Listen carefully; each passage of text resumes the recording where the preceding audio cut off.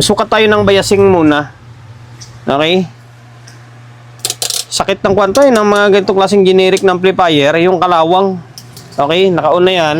Ngayon, okay dito. Wala oh, wala siyang bias oh. Wala siyang bias dito, wala din. Okay, tapos dito wala oh. Tapos dito sa isang channel, okay, gumalaw ng konti. Konting-konti lang. Konting-konti lang. Puro integrated yung gawa ko. Kakatapos lang gumawa ng Kevlar na GX7000. Ngayon, ito, Concert EB602UB. Bali, ito yung ginawa ng anak ko nung previous. Kaso, hindi niya natapos kasi hindi naman kayang hindi naman niya kaya mag-troubleshoot eh. Ang pinaka-issue nito nung una, nung dinala rito sa amin, kinalkal na ng di ko alam kung may-ari yung gumawa nito eh. Kasi, nagkakanda tuklap tong mga board oh. Reklamo ngayon anak ko dito eh. Bakit daw ganito yung itsura eh. Ngayon, sabi ko sa kanya, kasi may mga kalawang, sabi ko palitan niya yung mga kalawang na 5401 and then 551 dito sa may amplifier stage niya. Ang problema, nung pinalitan niya is wala. Basag yung tunog. Nung tinisting ko, kasi hindi naman niya talaga alam yung proseso pa sa pagto-troubleshoot. Nung tinisting ko, basag yung tunog niya. Ngayon, ito yung gagawin ko ngayon. Sinalo ko na lang sa kanya to. Mapapansin nyo, tampered na tampered talaga oh. And then, ito yung klase ng board ng amplifier na napakanipis ng cladding nito. Kapag pinainitan mo, tapos pinigupan mo na sa sanction, minsan sumasama siya. Ito mga tuklap na to, ganyan na talaga yan. Kahit nung sinilip ko to, ganun talaga. Nakasimangot ko yung anak ko nung pinalitan yung mga pyesa dito eh. Kasi, nagaganda tuklap na. Ang ginawa kasi ng unang gumawa, hindi ko alam kung may-ari yung gumawa eh. Yung mga jumper is malalaki.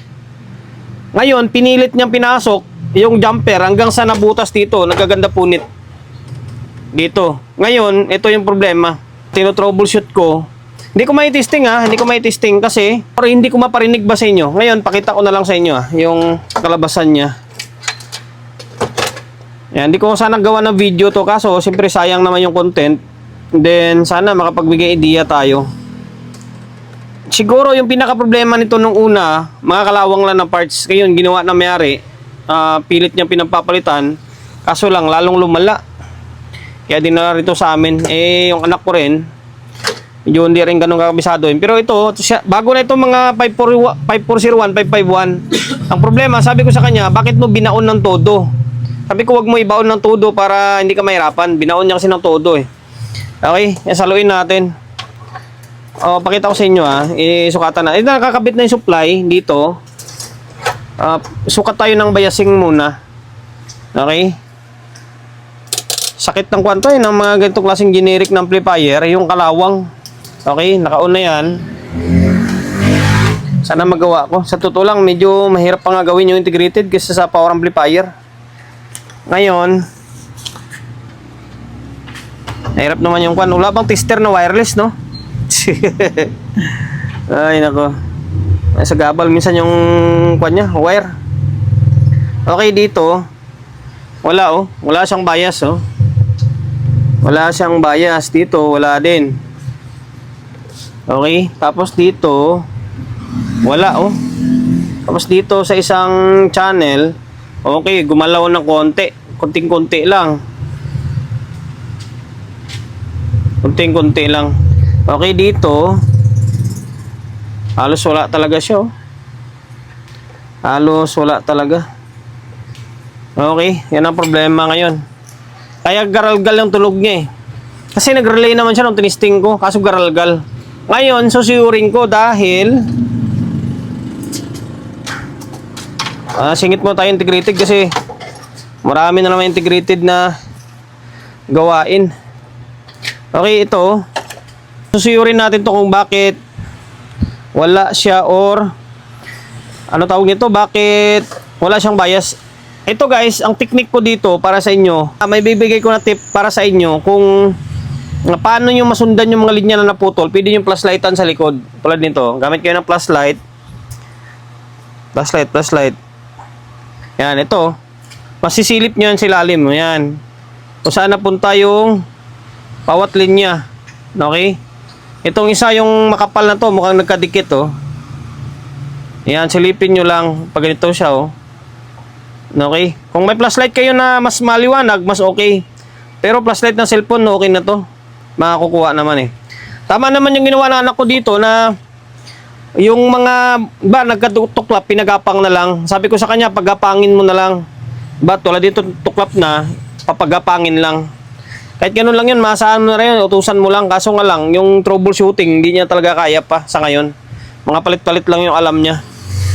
Ngayon, i-trace ko muna kung bakit walang bias. Sige nga, rectang tracing na tayo.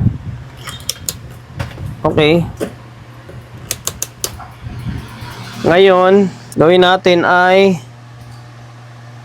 trace tayo. Baka may mga nagkadikit lang. Dito, wala naman.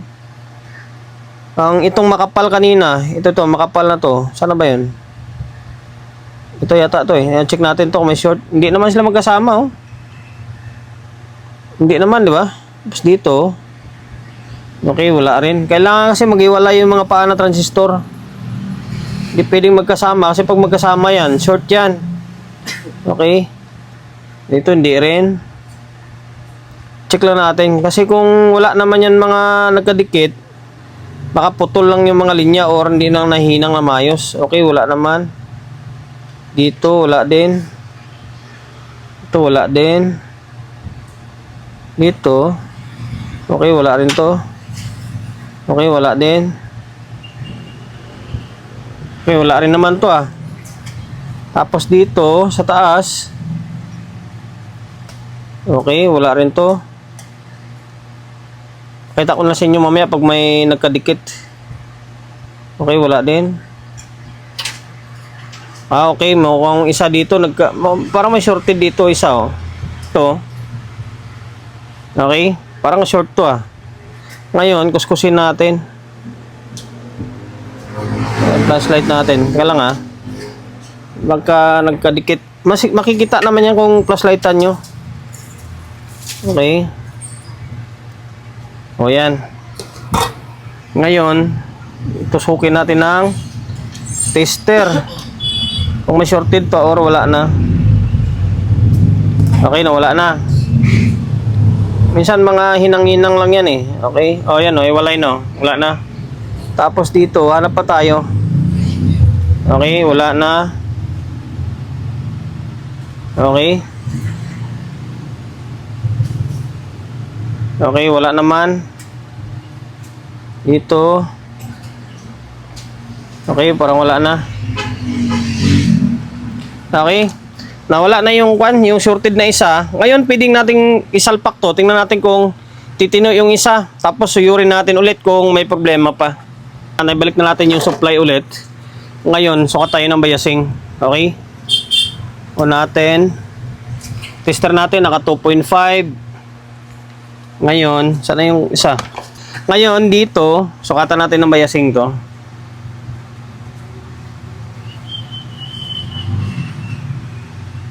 Okay, meron ng bias dito. Okay, meron na. Ayun siya, oh, nasa 0.3. Okay. Yung nagkadikit lang kanina yung problema na isa. Okay, dito, goods. Okay, goods din dito. Okay. Okay na yung dito na side. Dito. Dito na side na to. Papunta rito. Okay na yan. Ngayon dito. Ito wala pa. Wala itong bias. Okay, wala. Ibig sabihin, yung kabilang side is may problema pa. Suyurin natin. Baka dito naman, baka putol na linya. Baka itong maari sa may makapal na to. Susuyurin ko kung ano yung pinaka linya niyan or kung saan siya napunta, siya naputol ba. Okay? Kaya pala sabi ko, na-check ko na halos lahat eh. Wala akong makitang sira, wala akong nakitang nagka-short. Ngayon, eto. Panay, medyo madalang lang kasi tayo gumawa ng mga integrated eh. Kaya medyo nakuan tayo, bablanko rin tayo. Eto, check nyo to, yung diode. 27 volts, yan, Zener. Ito, apat yan. Dalawa dito sa isang channel, dalawa sa isang channel.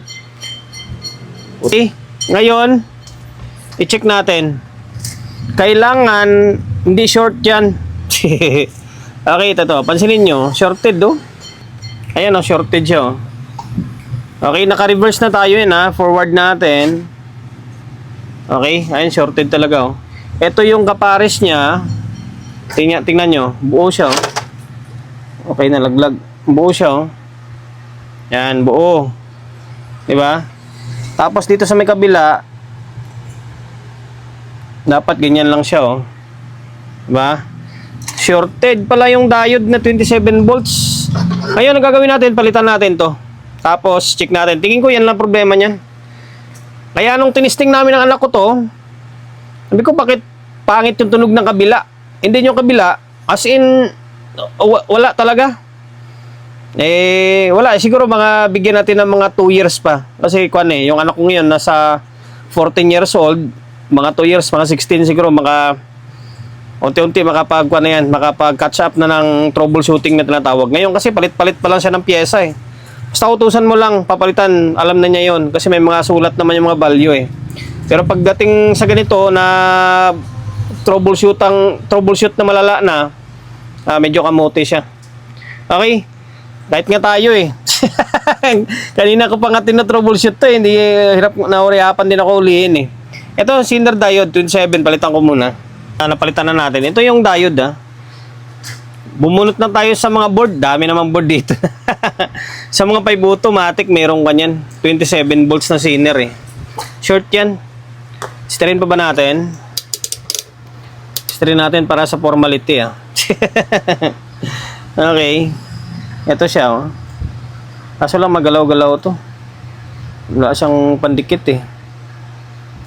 Wala na, hindi na. Paano natin matester to? Inanapan ko lang tape oh. Na natin makawala ka pa dyan.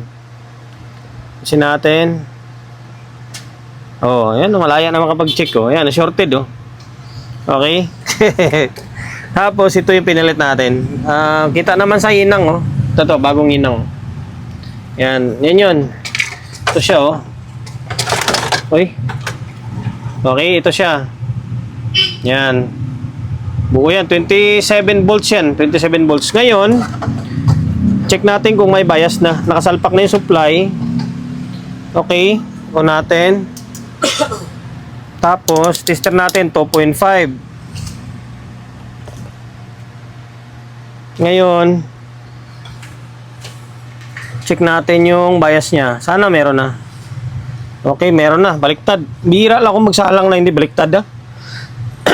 Ngayon, ulit. Ayan oh, meron na siya oh. 'Di ba? Tapos ito yung isang channel. Oh, kabila naman yung nawala ah. Okay, meron pala. Kala ko nawala na yung kabila. Okay na. Yan lang pala yung problema. Oh, ayan oh, pantay na pantay sila oh. Okay, Zener na 27 volts. Ayan, tapos yung mga bago na yung halos lahat ng kwan eh. Wala ka nang magawa dyan. Ganun na talaga yung maging labasan yan. Wala ka nang magawa kasi yung board nga nito is natutuklap. Sobrang nipis ng cladding nito. And then take note guys ha, inuulit natin. Hindi ko lang kasi nagawa ng video na una kasi nga ginawa ng anak ko to. Kwan talaga to, tuklap talaga to. Eh kung mapanood man ng mayari to, di ko alam kung siya yung gumawa or pinagawa niya sa iba kaya nagkaganito. Then imbis na napadali yung trabaho, napatagal. Lalong nasira kumbaga. Okay, ngayon balik natin, testing natin. Balik na natin yan, buhay na siya oh. Okay, katornilyo na to. Ngayon, naglagay tayo ng audio input dito. Tapos yung speaker ay ito yung speaker na ito yung side kanina na yung panghuli na sabi ko yung walang audio or walang bias. Ngayon, okay. Yun oh. Channel, isang channel, tapos ito yung isa. Okay. Yan lang naman problema niyan eh. Sakit kasi ng mga amplifier ngayon yung kalawang. Isang taon pa lang eh, kinakain na ng kalawang. Okay. Ay, hindi yata nakabaon. Dito na lang natin tusok. Hala ka dyan. Ayun oh.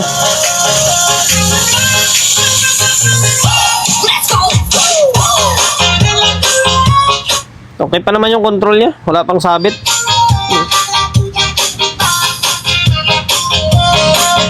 Mukha pa siyang bago eh, oh. Kung tutusin, oh. Sira agad. Okay, sana nakapagbigay ideya tayo kung paano tayo mag-troubleshoot ng mga integrated na amplifier, di ba? Tulad niyan, yung kalawang, papalitan mo. Basta importante dyan, yung hinang is maganda. Tapos, yung pagpagapang ng linya, kailangan walang putol, walang magkadikit. Okay? Yun lang. And then, sana nakapagbigay idea ako sa mga kapwa natin technician na baguhan, ha? Yung mga veterans, wala. Tawanan lang nila yung ganito klaseng content, yung mga integrated na to. Very basic na lang sa kanila ito. Kumbaga, kapag mga ganitong content yung makikita nila, ngingitian na lang nila. Okay? Yan lang. Hanggang dito na lang. Lumabot ka sa part ng video natin na ito at hindi ka pa rin nakapag-subscribe. Nood ka lang nanonood ng video ko, ha. Paki-subscribe ng YouTube channel natin, ha. Pindutin mo yung bell button sa gilid, select mo yung all. Ayan, kapag napindot mo na yan, manonotified ka kapag meron tayong bagong upload na video. Nag-upload tayo ng video, 1 beses, 2 beses kada araw. Okay? God bless and then peace sa atin lahat.